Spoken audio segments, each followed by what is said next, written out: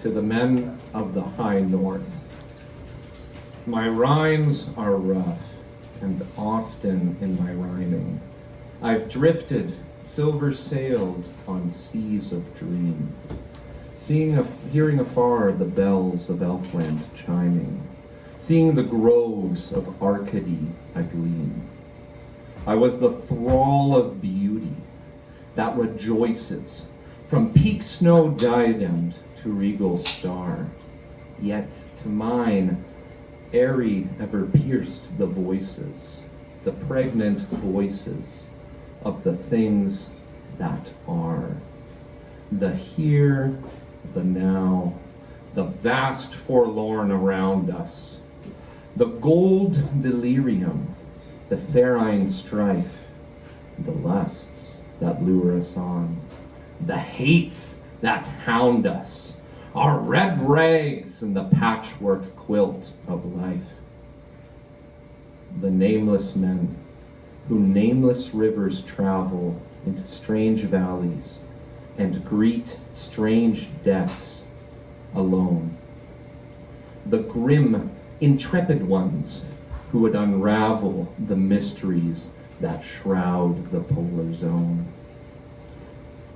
These will I sing to, and if one of you linger on my pages in the long, long night, and on some lone line lay a calloused finger, saying, "It's human true, it hits me right," then I will consider this loving toil well spent.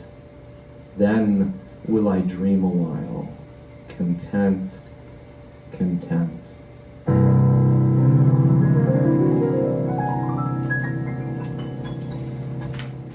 Men of the High North. Men of the High North, the wild sky is blazing. Islands of opal float on silver seas.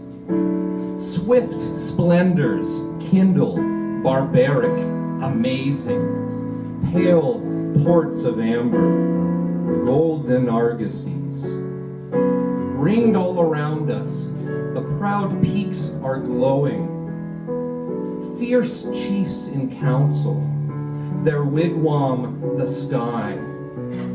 Far, far below us, the Yukon flowing, like threaded quicksilver, gleams to the eye. Men of the High North, you who have known it, you who in whose hearts its splendors have abode, can you renounce it?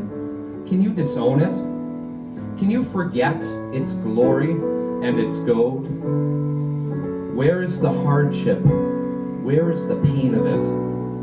Lost in the limbo of things you forgot. Only remain the guerdon and the gain for it, zest of the foray, and God, how you fought it. You who have made good, you foreign faring, you money magic to far lands has whirled.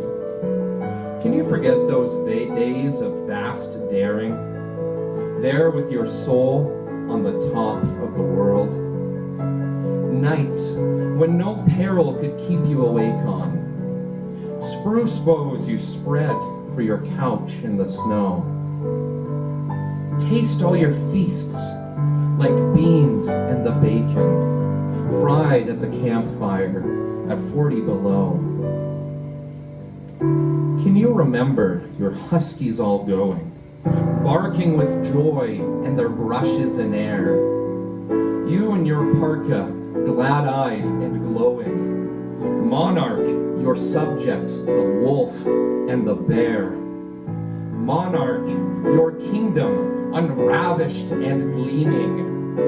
Mountains your throne, and a river your car. Crash of a bull moose to rouse you from dreaming. Forest your couch, and your candle a star.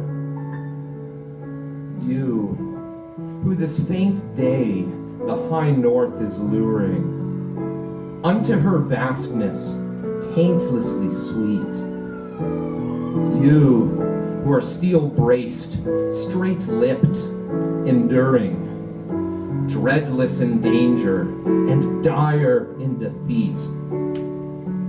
Honor the high north ever and ever. Whether she crown you or whether she slay, suffer her fury, cherish and love her. He who would rule must first learn to obey. Men of the high north, fierce mountains love you. Proud rivers leap when you ride on their breast. See the austere sky, pensive above you, dons all her jewels to smile on your rest. Children of freedom, scornful of frontiers, we who are weaklings honor your worth. Lords of the wilderness, princes of pioneers, let's have a rouse that will ring round the earth.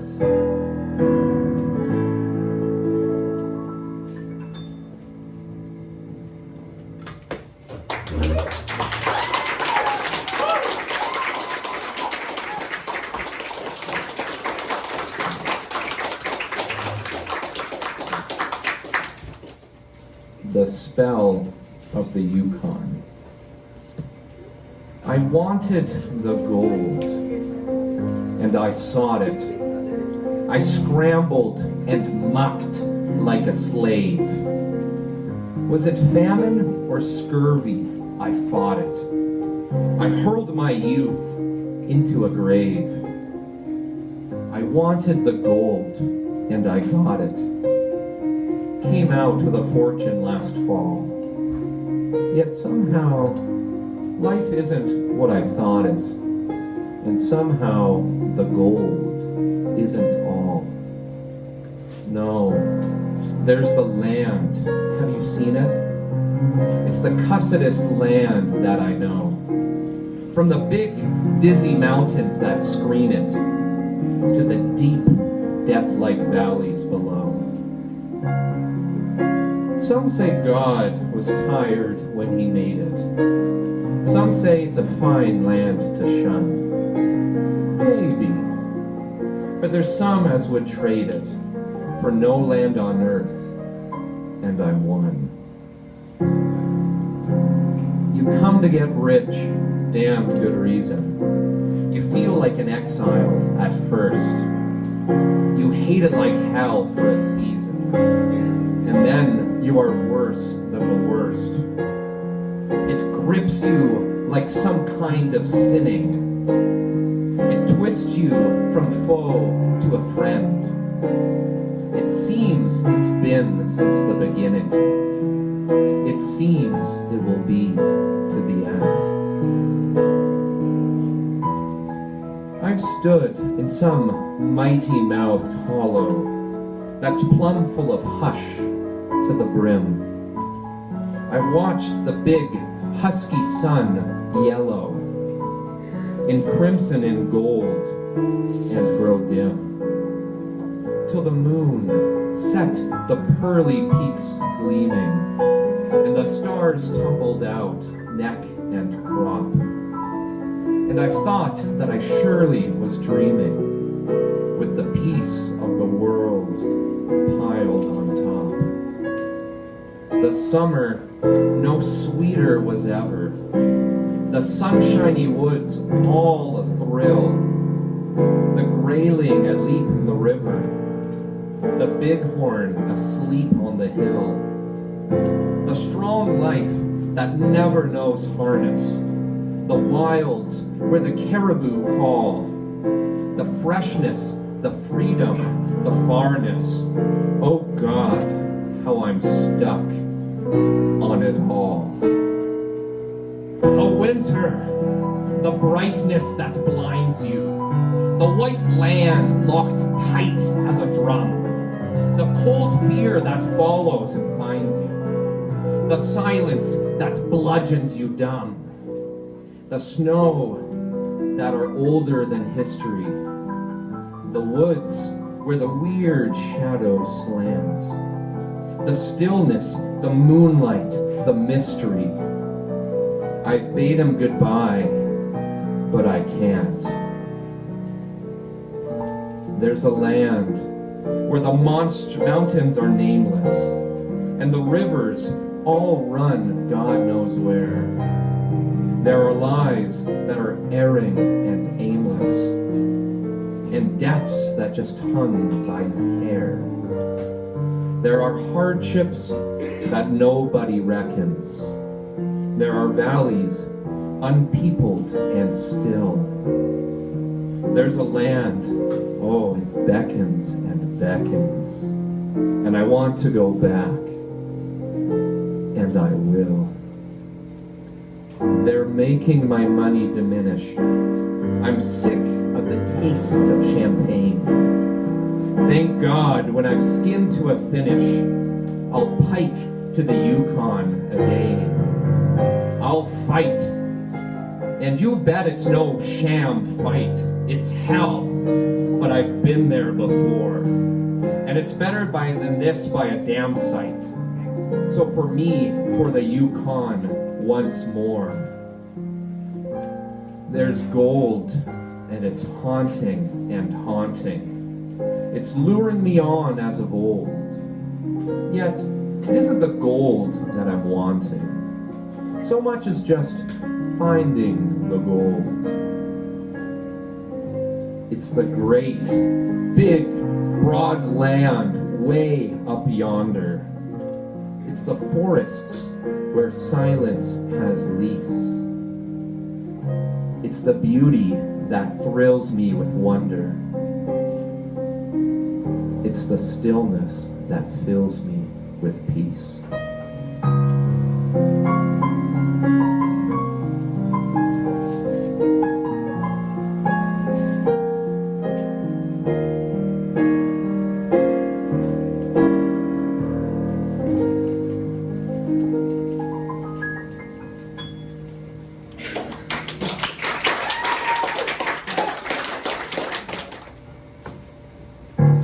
I took a contract to bury the body of blasphemous Bill Mackay.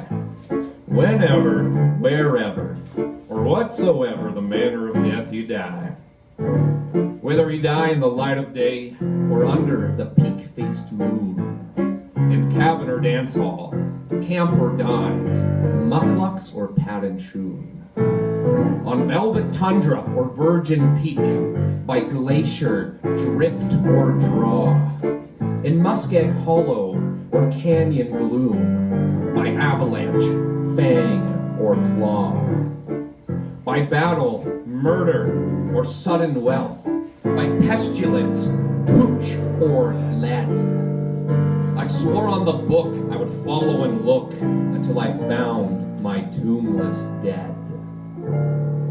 For Bill was a dainty kind of cuss, and his mind was mighty sound, on a dinky patch with flowers and grass in a civilized boneyard lot. And where he died or how he died, it didn't matter a damn, so long as he had a grave with frills and a tombstone epigram. So I promised him, and he paid the price in good Chichaco coin, which I blowed that very night down in the tenderloin.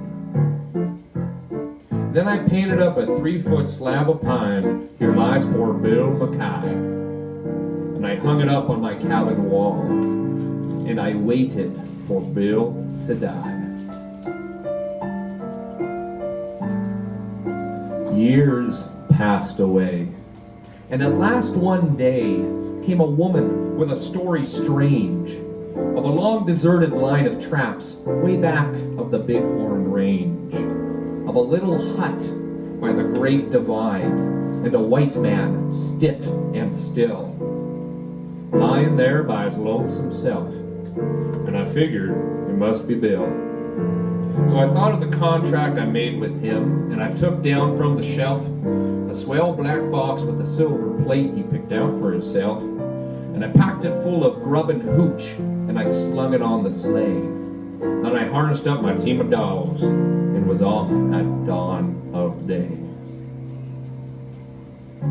You know what it's like in the Yukon wild when it's 69 below, when the iceworms wriggle their purple heads through the crust of the pale blue snow, when the pine trees crack like little guns in the silence of the wood, and the icicles hang down like tusks under the parka's hood, when the stovepipe smoke breaks sudden off and the sky is weirdly lit, and the careless feel of a bit of steel burns like a red-hot spit, when the mercury is a frozen ball and the frost fiend stalks to kill. Well, it was just like that day when I set out to look for Bill. Oh, the awful hush that seemed to crush me down on every hand, as I blundered blind with a trail to find through that blank and bitter land, half dazed, half crazed in the winter wild, with its grim, heart-breaking woes, and the ruthless strife for a grip on life that only the sourdough knows. North by the compass, north I pressed, river and peak and plain. Past like a dream I slept to lose, and I waked to dream again. River and pain and mighty peak, and who could stand unawed? As their summits blazed, he could stand undazed at the foot of the throne of God. North I, north, through a land accursed, shunned by the scouring brutes, and all I heard was my own harsh word and the whine of the Malamutes. Till at last I came to a cabin squat, built in the side of a hill, and I burst in the door, and there on the floor, frozen to death, lay Bill. Ice, white ice, like a winding sheet, sheathing each smoke-grimed wall. Ice on the stovepipe, ice on the bed, ice gleaming over all. Sparkling ice on the dead man's chest, glittering ice in his hair, ice on his fingers, ice in his heart, ice in his glassy stare. Hard as a log and trussed like a frog, with his arms and legs outspread, I gazed at the coffin I brought for him, and I gazed at the gruesome dead. And at last I spoke. Bill liked his joke, but still, God darn his eyes. A man had ought to consider his mates in the ways he goes and dies. Have you ever stood in the Arctic hut in the shadow of the pole, with a little coffin 6 by 3 and a grief you can't control? Have you ever sat by a frozen corpse that looks at you with a grin and that seems to say, you may try all day, but you'll never jam me in? Well, I'm not a man of the quitting kind, but I never felt so blue as I sat there gazing at that stiff and wondering what I'd do. Then I rose and I kicked the husky dogs that were nosing roundabout, and I lit a roaring fire in the stove, and I started to thaw Bill out. Well, I thawed and thawed for 13 days, but it didn't seem no good. His arms and legs stuck out like pegs, as if they was made of wood. Till last I said, it ain't no use. He's froze too hard to thaw. He's obstinate and he won't last straight. So I guess I got to saw. So I sawed off poor Bill's arms and legs, and I laid him snug and straight. In the little coffin he picked himself with the dainty silver plate. And I came down near to shedding a tear as I nailed him safely down. Then I stored him away in my Yukon sleigh, and I started back to town. So I buried him as the contract was, in a narrow grave and deep. And there he's waiting the great cleanup, when judgment sleuth heads sweep. And I smoke my pipe and I meditate in the light of the midnight sun. And sometimes I wonder if they was the awful things I've done. And as I sit and the parson talks expounding of the law, I often think of poor old Bill and how hard he was to solve.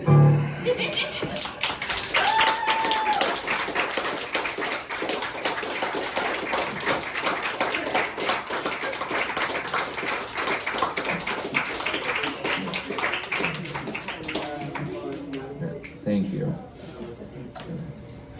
The March of the Dead. The cruel war was over. Oh, the triumph was so sweet. We watched the troops returning through our tears. There was triumph, triumph, triumph down the scarlet glittering street. And you scarce could hear the music for the cheers. And you scarce could see the housetops for the flags that flew between. The bells were pealing madly to the sky. And everyone was shouting for the soldiers of the Queen. And the glory of an age was passing by. And then there came a shadow, swift and sudden, dark and drear. The bells were silent, not an echo stirred. The flags were drooped sullenly, the men forgot to cheer. We waited, and we never spoke a word. The sky grew darker, darker, till from out of the gloomy rack there came a voice that checked the heart with dread. Tear down your bunting now, and hang up sable black. They are coming, it's the army of the dead. They were coming, gaunt and ghastly, sad and slow. They were coming, all the crimson wrecks of pride, with faces seared and cheeks red smeared and haunting eyes of woe, and clotted holes the khakis couldn't hide. Oh, the clammy brow of anguish, the livid foam-flecked lips, the reeling ranks of ruin swept along, the limb that trailed, the hand that failed, the bloody fingertips, and oh, the dreary rhythm of their song. They left us on the veldt side, but we felt we couldn't stop. On this, our England's crowning festal day. We're the men of Magersfontein. We're the men of Spion Cop. Colenso. We're the men who had to pay. We're the men who paid the blood price. Shall the grave be all our gain? You owe us, long and heavy is the score.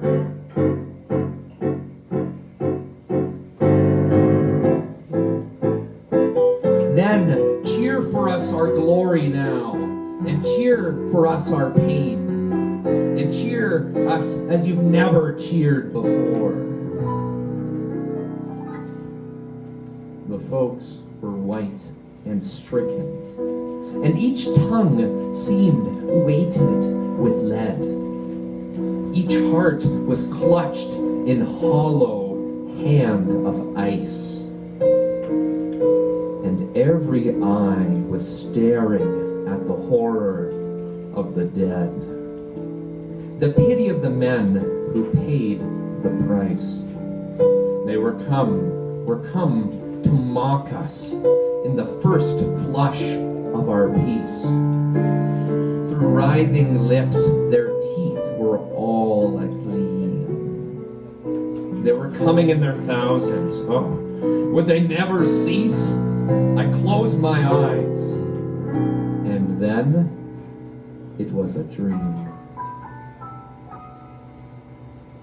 There was triumph, triumph, triumph. down the scarlet, glittering street. The town was mad.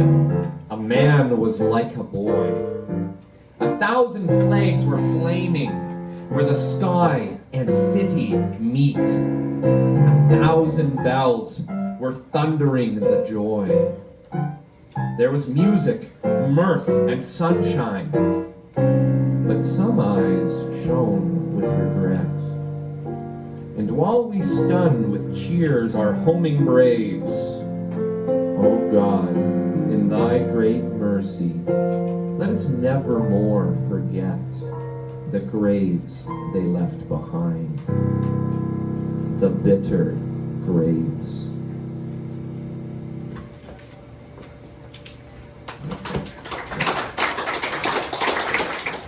So this one is The Shooting of Dan McGrew, which is one of the first poems that Robert Service wrote. In fact, his church group wanted him to compose something, and he was walking around town, as he often did when he would compose, and he was passing by some of the saloons, and the first line came to him. A bunch of the boys were whooping it up in the Malamute Saloon. And with that inspiration, he raced back to the bank he worked at and used one of the typewriters in there to draft it. But unbeknownst to the person who lived in the bank, who also doubled as, the night security, they thought he was breaking in, and he actually got shot at. So his whole career almost got stopped with, the first one. But he, with the ringing in his ears of bullets, he wrote The Shooting of Dan McGrew.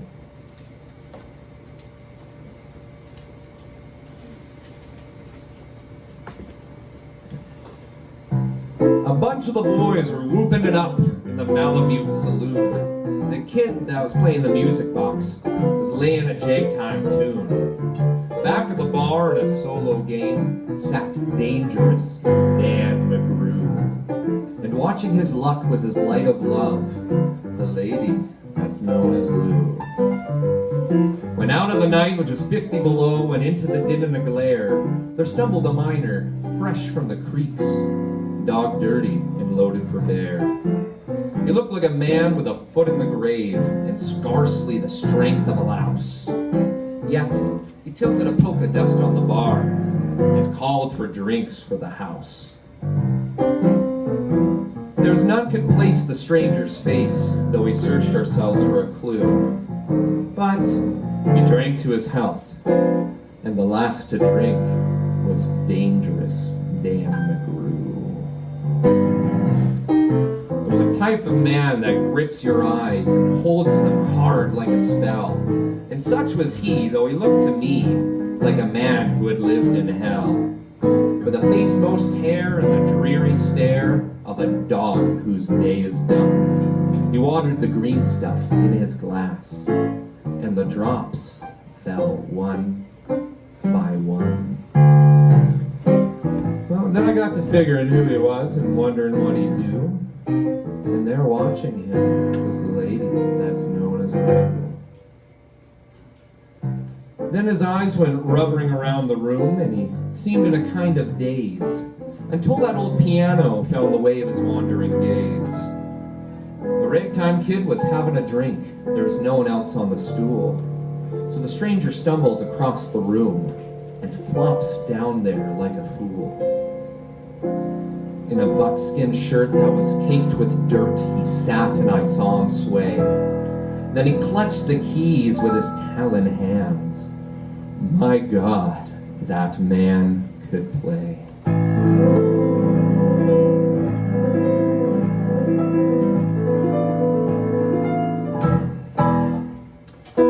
Were you ever out in the great alone when the moon was awful clear and the icy mountains hemmed you in with a silence you most could hear? With only the howl of a timber wolf as you camped there in the cold. A half-dead thing in a half-dead world, clean mad for the muck called gold. While high overhead, green, yellow, and red, the north lights swept in bars. Then you have a hunch what the music meant. Hunger and night and the stars. And hunger not of the belly kind that's banished with bacon or beans, but the gnawing hunger of lonely men for a home and all that it means, for a fireside far from the cares that are, 4 walls and a roof above, and oh so cramful of cozy joy, and crowned with a woman's love. A woman dearer than all the world, and true as heaven is true. Oh, how ghastly she blushes through her rouge, the lady that's known as Lou. Then on a sudden,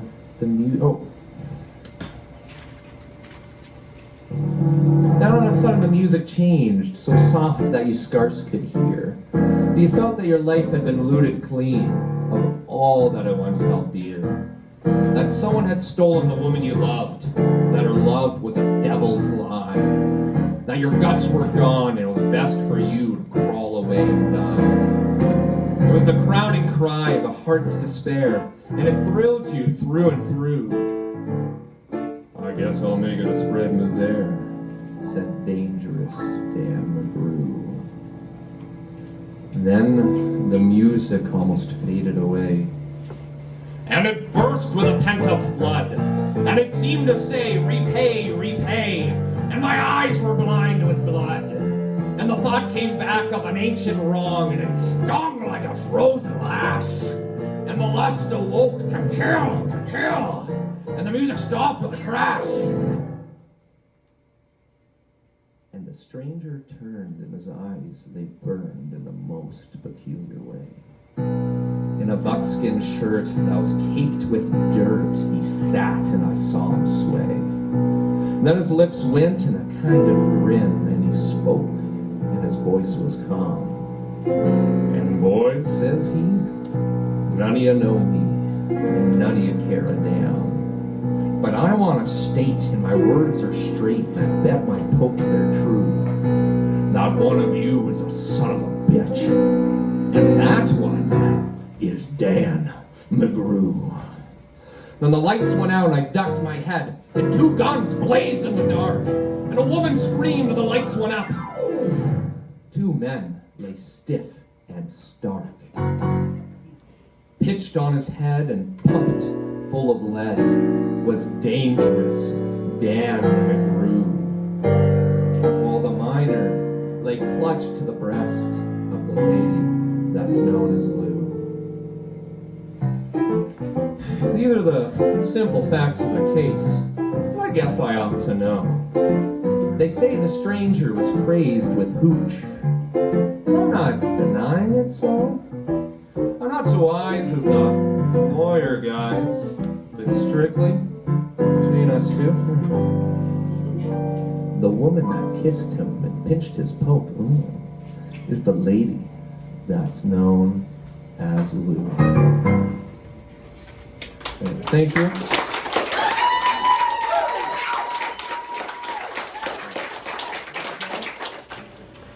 The men that don't fit in. There's a race of men that don't fit in. A race that can't stay still. So they break the hearts of kith and kin, and they roam the world at will. They range the field, and they rove the flood, and climb the mountain's crest. Theirs is the curse of the gypsy blood, and they don't know how to rest. If they just went straight, they might go far. They are strong and brave and true. But they're always tired of the things that are. They want the strange and new. They say, if I could find my proper groove, what a deep mark I would make. So they chomp and change, and each fresh move is only a fresh mistake. And each forgets as he strips and runs in a brilliant, fitful pace, that it's the steady, quiet, plodding ones who win in the lifelong race. And each forgets that his youth has fled, forgets that his prime is past, until he stands one day with a hope that's dead in the glare of the truth at last. He has failed. He has failed. He has missed his chance. He's just done things by half. Life's been a jolly good joke for him, and now is the time to laugh. He's one of the legions lost. He was never meant to win. He's a rolling stone, and it's bred to the bone. He's a man who won't fit in.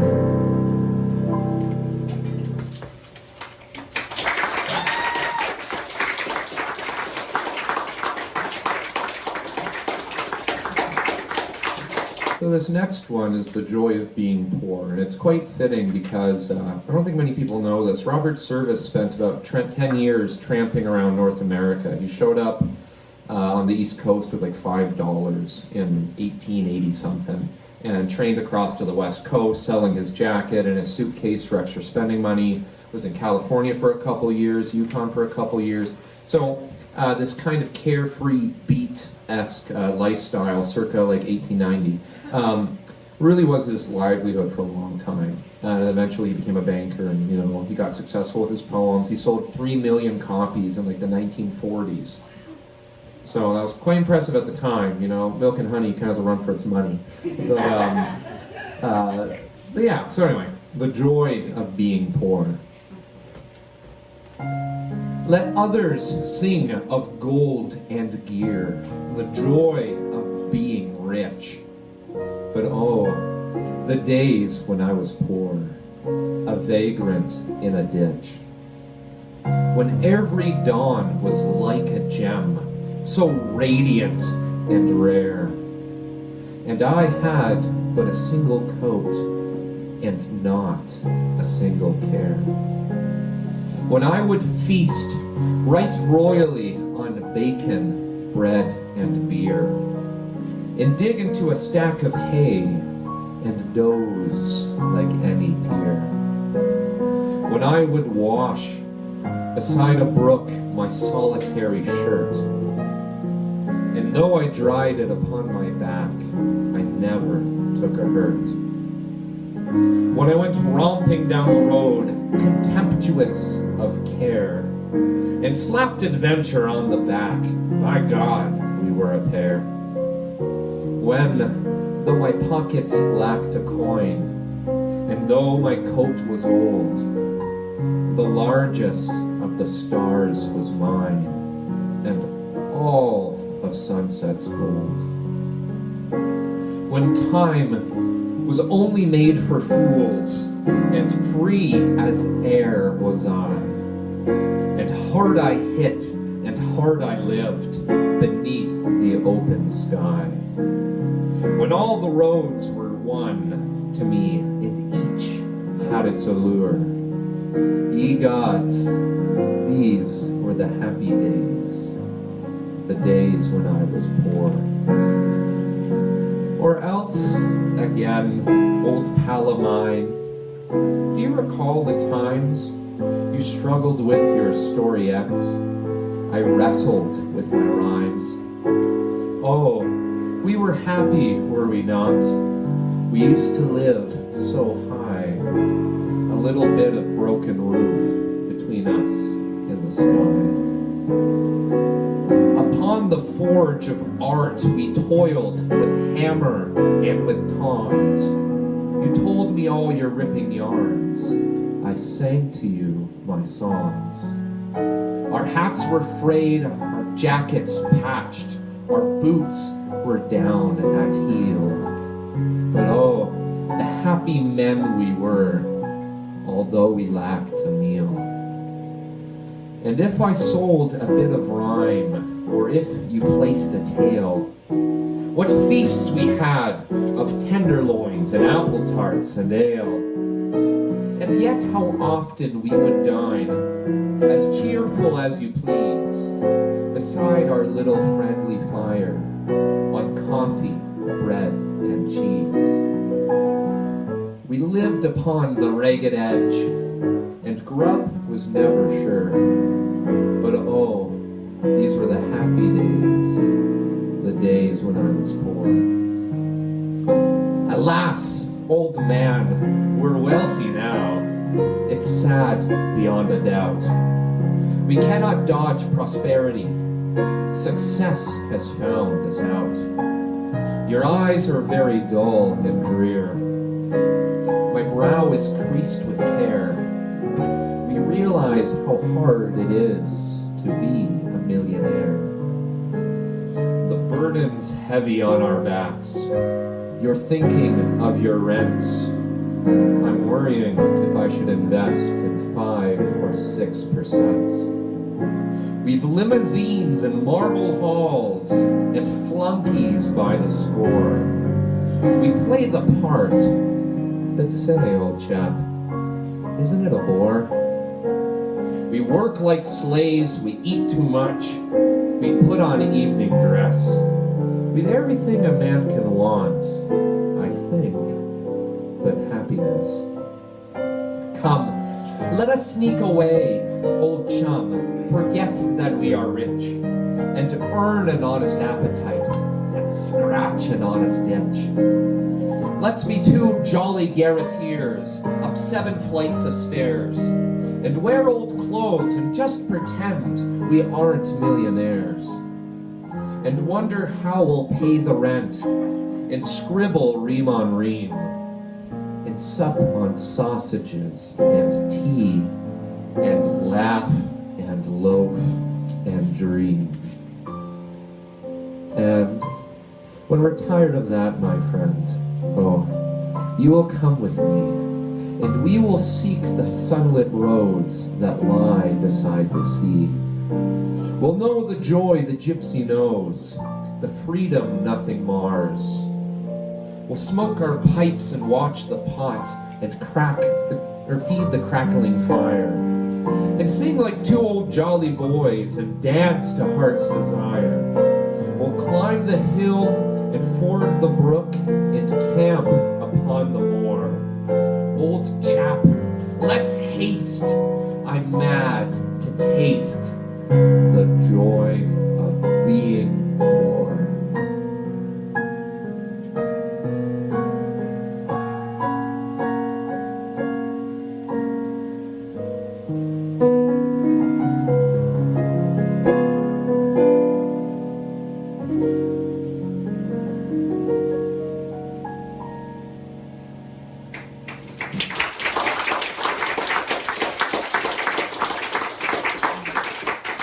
This one's called The Ballad of One-Eyed Mike.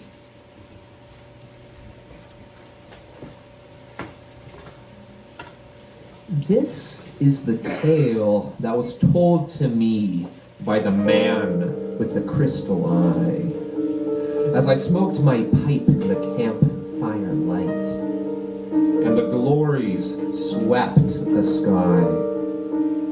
As the north lights gleamed and curved and streamed, and the bottle of hooch was dry.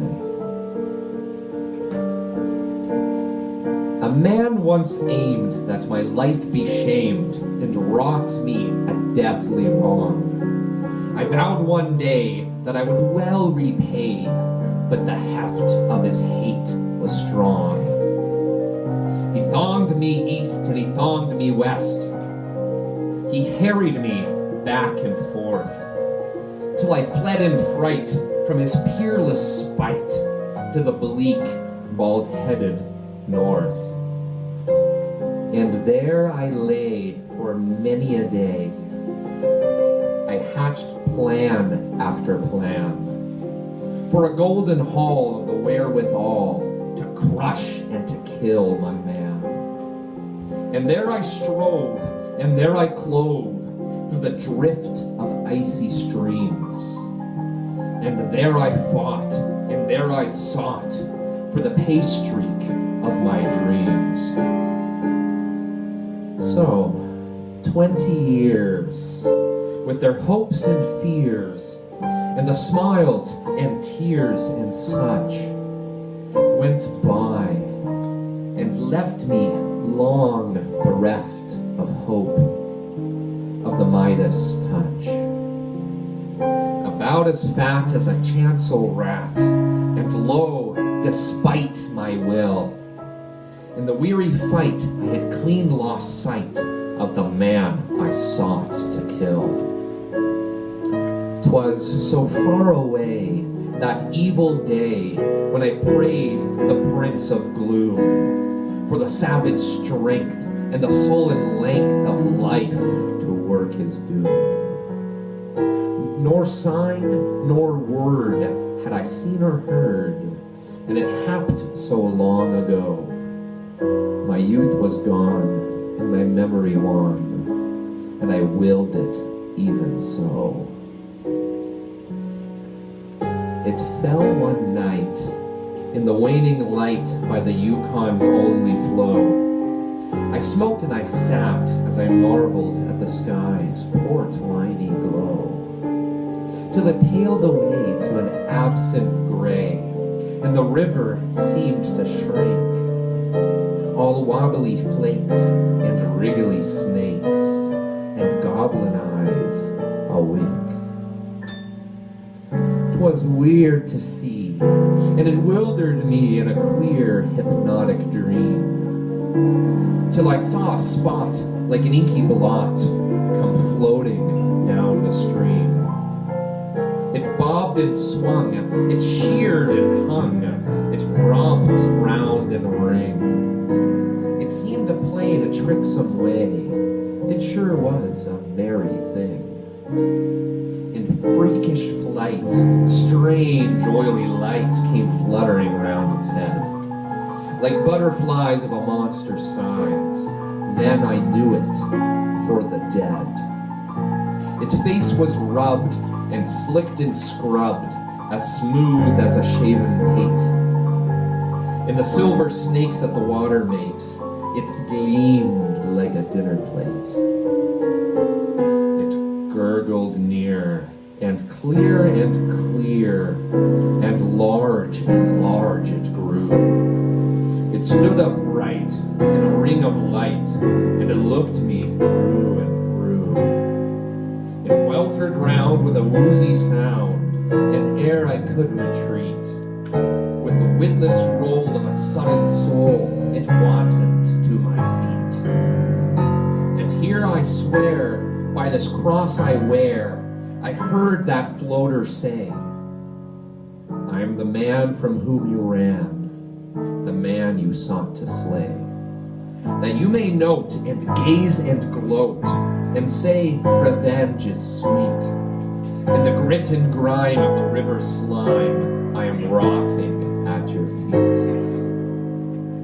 The ill we rue, we must even undo, though it rives us bone from bone. So it came about that I sought you out, for I prayed that I might atone. I did you wrong, but for long and long I sought where you might live.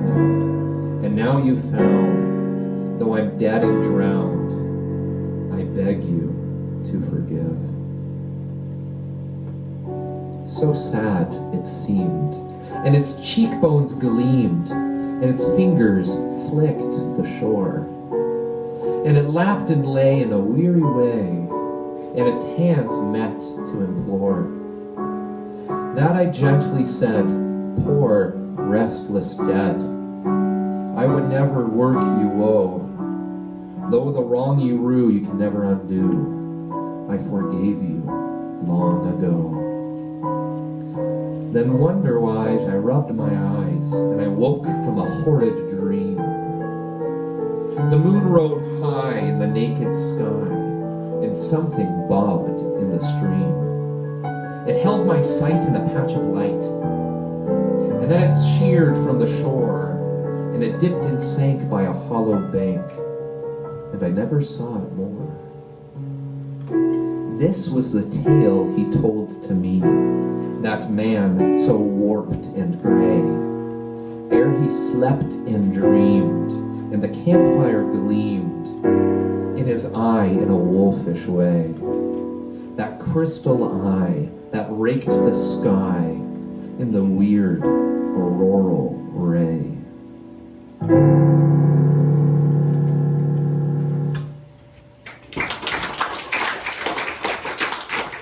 The Law of the Yukon.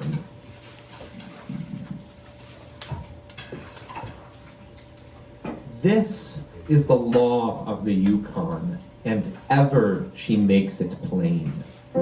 Send not your foolish and feeble, send me your strong and your sane. Strong for the red rage of battle, sane for I harry them sore. Send me men girt for the combat, men who are grit to the core. Swift as the panther in triumph, fierce as the bear in defeat, sired of a bulldog parent, steeled in the furnace heat. Send me the best of your breeding, lend me your chosen ones. Them will I take to my bosom, them will I call my sons. Them will I gild with my treasure, them I will glut with my meat. But the others, the misfits, the failures, I trample under my feet. Dissolute, damned, and despairful, crippled and palsied and slain. You would send me the spawn of your gutters. Go, take back your spawn again. Wild and wide are my borders. Stern as death is my sway. From the ruthless throne I have ruled alone for 1,000,000 years and a day.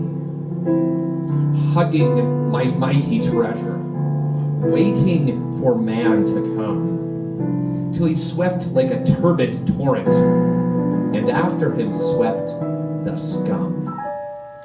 The pallid pimp of the deadline, the enervate of the pen. One by one I weeded them out, for all that I sought was men. One by one I dismayed them, frightening them sore with my glooms. One by one I betrayed them unto my manifold dooms.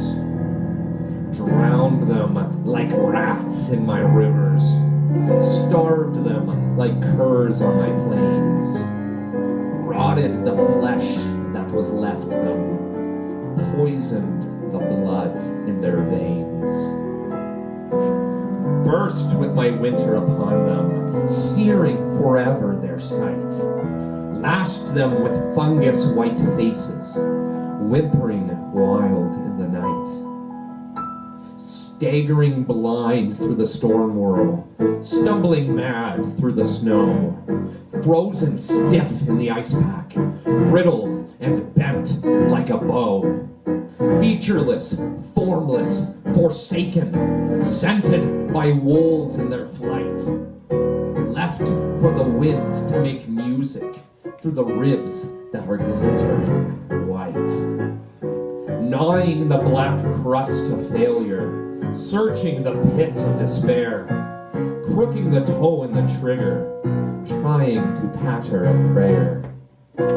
Going outside with an escort, raving with lips all afoam, writing a check for $1,000,000, driveling feebly of home, lost like a louse in the burning, or else in the tented town, seeking a drunkard's solace, sinking and sinking down, steeped in the slime at the bottom, dead to a decent world, lust mid the human flotsam, far on the frontier hurled, in the camp at the bend of the river, with its dozen saloons aglare, its gambling dens a riot, its gramophones all ablare.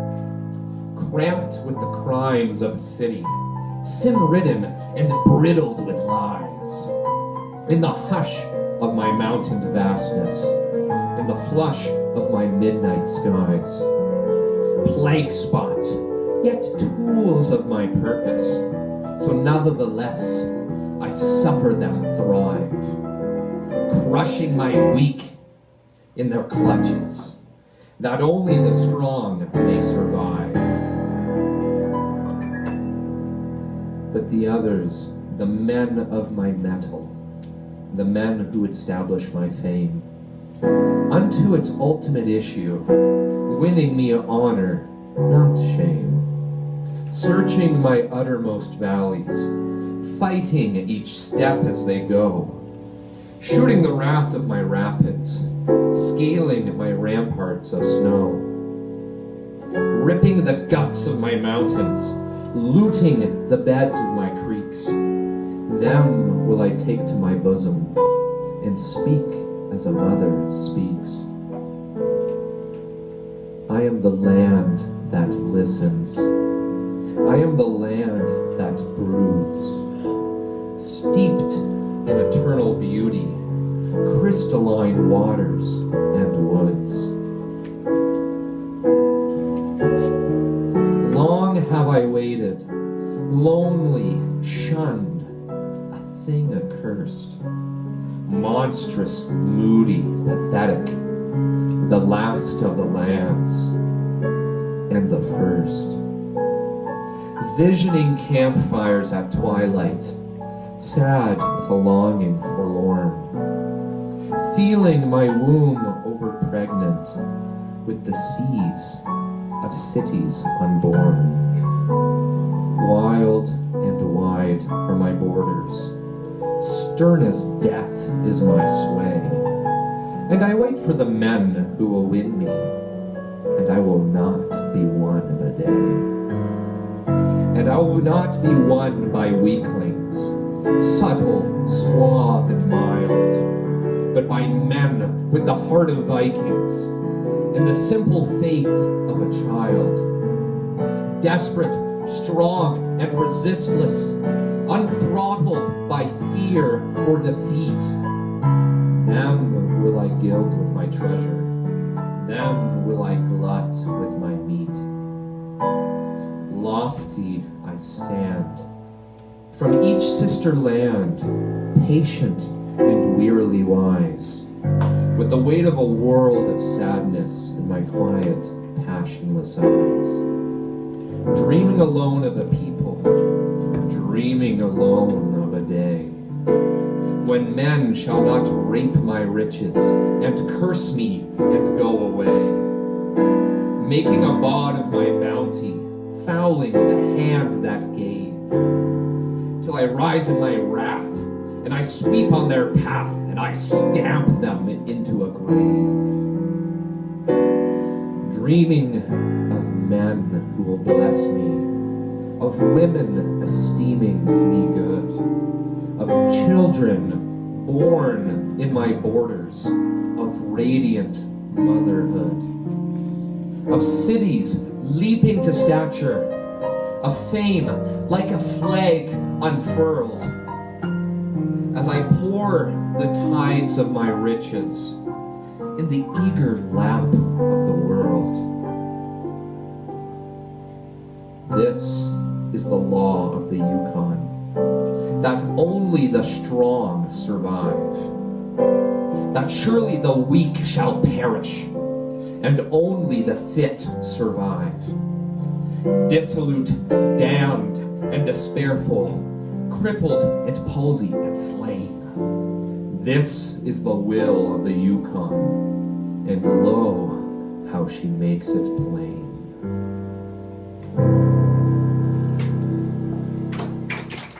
The cremation of Sam McGee.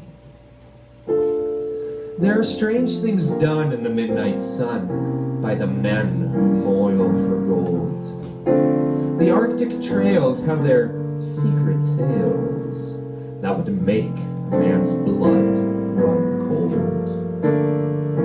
The northern lights have seen queer sights, but the queerest they ever did see is a night on the marge of Lake LaBarge. I cremated Sam McGee. Now, Sam McGee was from Tennessee, where the cotton blooms and blows. Why'd he leave his home in the South to roam around the pole? God only knows. He was always cold, but the land of gold seemed to hold him like a spell. And he'd often say in his homely way, "Oh, I'd sooner live in hell." On a Christmas day, we were mushing our way over the Dawson Trail. Talk of your cold, through parka's fold, stabbed like a driven nail. And if our eyes we'd close, the lashes froze, till sometimes we couldn't see. It wasn't much fun, but the only one to whimper was Sam McGee. And that night, as we lay packed tight in our robes beneath the snow, the dogs were fed, the stars overhead were dancing heel and toe. He turns to me and, "Cap," says he, "I'll cash in this trip, I guess. And if I do, I'm asking you won't refuse my last request." Well, he seemed so low that I couldn't say no, and he said in a sort of moan, "Oh, it's this cursed cold that's got right hold, so I'm chilled clean through to the bone. Yet it ain't being dead, it's the awful dread of an icy grave without pains. So I want you to swear that foul or fair, you'll cremate my last remains." Well, a pal's last need is a thing to heed, and I swore I would not fail. Now we went on at the streak of dawn, but God, he looked ghastly pale. He crouched in the sleigh and he raved all day in his home in Tennessee. But before nightfall, a corpse was all that was left of Sam McGee. There wasn't a breath in that land of death as I hurried, horror-driven, with a corpse half hid that I couldn't get rid because of a promise given. It was lashed to the sleigh and it seemed to say, "You may tax your brawn and brains, but your promise true, it's up to you to cremate those last remains." Now, a promise made is a debt unpaid, and the trail has its own stern code. In the days to come, though my lips were numb, in my heart how I cursed that load. By the long, long night, by the lone firelight, while the huskies round in a ring held out their slows to the homeless snows. Oh God, how I loathed the thing. And every day that quiet clay seemed to heavy and heavier grow. And on I went, though the dogs were spent, and the grub was getting low. The trail was bad, and I felt half mad, but I swore I would not give in. And I'd often sing to the hateful thing, and it hearkened with a grin. Till I came to the marge of Lake LaBarge, a derelict there lay. It was jammed in the ice, but I saw in a trice it was called the Alice May. And I looked at him, and I thought a bit, and I turned to my frozen chum. "Then here," said I with a sudden cry, "is my crematorium." Some planks I tore from the cabin floor, and I lit the boiler fire. Some coal I found that was lying around, and I heaped the fuel higher. The flame soared, the furnace roared, such a blaze you seldom do see. And I burrowed a hole in the glowing coal, and I stuffed in Sam McGee. Then I made a hike, for I didn't like to hear 'em sizzle so. And the huskies howled, and the heavens scowled, and an icy wind began to blow. It was very cold, but hot sweat rolled down my cheek, and I don't know why. And a greasy smoke, like an inky cloak, went streaking down the sky. I do not know how long in the cold, I wrestled with grisly fear. But the stars came out and danced about. Here again I ventured near. I was sick with dread, but I bravely said, I'll just take a peek inside. I guess he's cooked, and it's time I looked. And the door I opened wide. And there sat Sam, looking cool and calm in the heart of the furnace roar. He wore a smile you could see for a mile, and he said, "Shut that door!